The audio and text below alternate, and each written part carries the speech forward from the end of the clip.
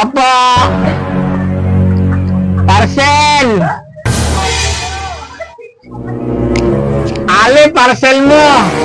Ano, wala naman ako in-order sa Shopee, eh. Basta kunin mo na yan. Bayad na yan. Ay, dito Ano pala ba yan. yan? MDB.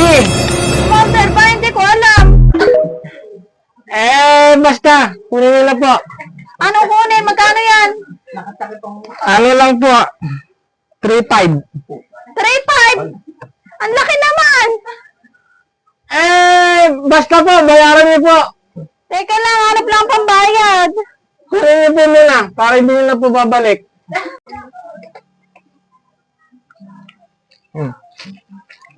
Ano na naman kaya itong in-order ng asawa ko?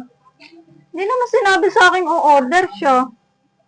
Napakamahal, 3.5. Paano kung wala akong pambayad? Di pababalikin ko na naman yung rider. Lagot yun sa akin mamaya pag uwi nun. Eto, ice cream. Dumating na may parcel ko. Anong ice cream? Parcel mo, ayan. Napakamahal ng parcel mo, 3.5. Ba't di mo sa akin sinabi na umorder ka? Gaganti nga ako eh. Gaganti. Inutang ko lang yung pambayad yan. Bahala kang maghanap mo sa pambayad ng ano. Parcel mo. Wala akong pera eh. Babalik ko na lang ito. Bahala ka dyan. Babalik ko na lang.